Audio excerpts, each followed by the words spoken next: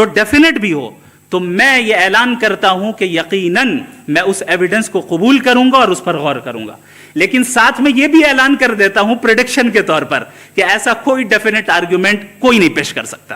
خدا کے ایگزسٹنس کو ڈائریکٹلی ثابت کرنے یا اس کے ایگزسٹنس کو ڈینائی کرنے کے لیے اسٹینڈرڈ نہیں بن سکتی.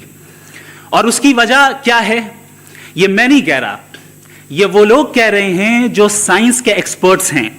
نیشنل اکیڈمی آف سائنس کہتی ہے science doesn't have the processes to prove اور disprove the existence of God. Y?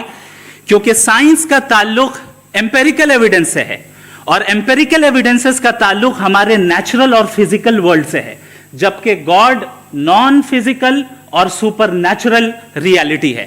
لہٰذا نان فزیکل ریالٹی کو آپ اس ٹول کے ساتھ نہیں چیک کر سکتے جس کا کام فزیکل ریالٹی کو تلاش کرنا ہے.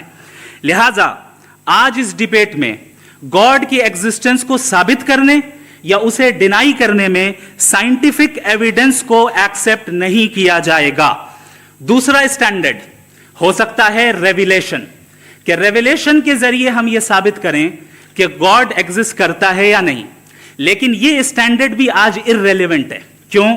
کیونکہ ریویلیشن میرے نزدیک سورس آف نالج ہے، ویلڈ سورس آف نالج ہے، لیکن ہمارے جاوید اختر صاحب کے نزدیک یہ ویلڈ سورس آف نالج نہیں ہے.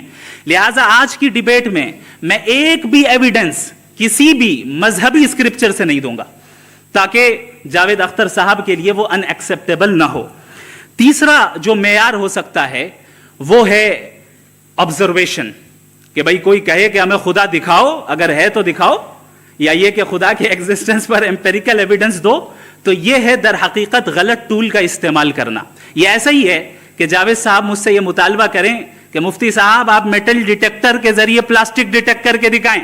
اب چونکہ پلاسٹک ڈیٹیکٹ نہیں ہو پا رہی ہے لہٰذا plastic does not exist. No, you are using the wrong tool. اس ٹول سے پلاسٹک کو ڈیٹیکٹ نہیں کیا جاتا.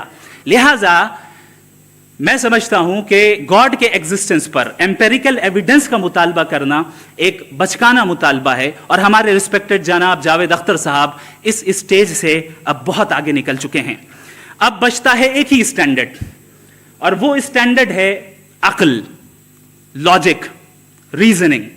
اور یہی وہ اسٹینڈرڈ ہے جس کے تحت گاڈ کی ایگزسٹنس کو ثابت کیا جائے گا یا گاڈ کی ایگزسٹنس کو ڈینائی کیا جائے گا.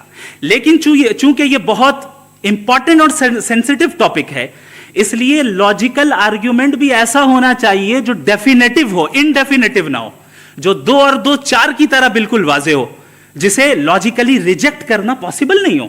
فار ایگزامپل ہم کہیں ہمارے ریسپیکٹڈ مسٹر سوربھ صاحب یہ ایک انسان ہے اور تمام انسان کانشیس بینگ ہے، لہٰذا نتیجہ کیا نکلا؟ ہمارے سوربھ صاحب بھی کانشیس بینگ ہے.